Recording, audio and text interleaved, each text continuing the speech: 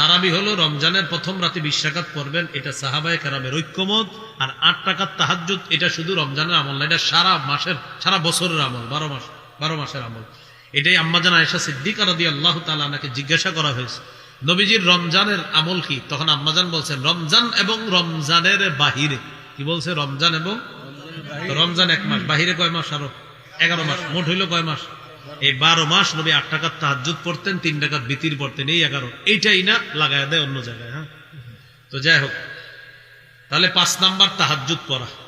তিরমিজির 2616 নম্বর হাদিস, রাসূল সাল্লাল্লাহু আলাইহি সাল্লাম বলেন বরকতের 3টা দরজা। 1 নাম্বার আস-সাওমু জুন্নাহ, রোজা রাখা বরকতের দরজা। 2 নাম্বার আস-সাদাকা, সদকা করা বরকতের দরজা। সদকা এমন একটা ইবাদত, তুতফিউল খাতিআতা কামা ইউতফিউল মাউন নার, পানি যেমন আগুনকে নিভিয়ে দেয়, সদকা তেমন গুনাহগুলোকে ধুয়ে মুছে সাফ করে দেয়। 3 নাম্বার ওয়া সালাতুর রাজুলি মিন জাওফিল লাইল, রাতের বেলা তাহাজ্জুদ পড়া। এই 3টা ইবাদত বাড়াবেন। দেখেন আমাদের কারো অনেকের ঘরে বরকত থাকে না, অনেক সময় টাকা পয়সার অভাব, আপনি 3 ইবাদত বাড়ায় দেন। রোজা রাখেন, নফল রোজা রাখা শুরু করেন। 2 নাম্বার সদকা দেন, 2 টাকা হইলেও সদকা করেন। আর 3 নাম্বার আপনি তাহাজ্জুদ নামাজ পড়েন, আল্লাহ তৌফিক দান করেন। 6 নাম্বার রমজানের ইবাদত, তাহাজ্জুদ পড়ার পর সাহরি খাবেন।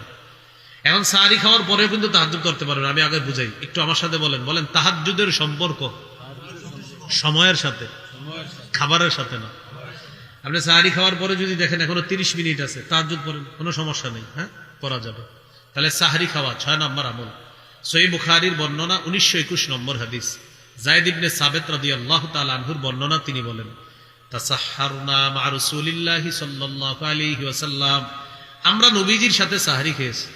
1923 নম্বর হাদিস বুখারীর, ক্বালা রাসূলুল্লাহি সাল্লাল্লাহু আলাইহি ওয়াসাল্লাম তাসাহহারু, তোমরা সাহরি খাও, ফাইন্না ফিস সাহুরি বারাকাতান, সাহরির মধ্যে বরকত আছে। তাহলে 6 নাম্বার আমল হলো সাহরি খাওয়া। আরেকটা কথা, সাহরিতে খেজুর খাবেন। খেজুর 12 মাস খাওয়ার চেষ্টা করবেন। প্রতিদিন সকালে খালি পেটে 7টা খেজুর খান। যদি আজওয়া খাইতে পারেন 7টা, লাম ইয়াদুররুহু সুম্মুন, 20 খাওয়াই দিলেও আপনার ক্ষতি করবে না। খেজুর এটা 12 মাস খাইতে হবে। আর রমজানে সাহরির সময় খেজুর খাওয়া। ক্বালা রাসূলুল্লাহি সাল্লাল্লাহু আলাইহি ওয়াসাল্লাম নি'মা সাহুরুল মুমিনি আত-তাম, নবীজি বলেন সাহরিতে খেজুর খাওয়া এটা মুমিনের কতই না উত্তম খাদ্য। বাচ্চাদেরকে খেজুর খাওয়াবেন, মেধা বাড়বে। খাওয়াইতে তুলের আচার, মেধা কমে। খাওয়াইতে তুলের আচার তো এই মেধা কমে, খাওয়াইতে হবে খেজুর। গর্ভবতী স্ত্রীকে খেজুর খাওয়াতে হবে, 1 টক খাইতে চায় তো খাওয়াই তেঁতুল, তো এই জন্য মেধা কমে, খাওয়াইতে হবে খেজুর। তাহলে সাহরিতে খেজুর খাওয়া এগুলো 6 নাম্বার আমল।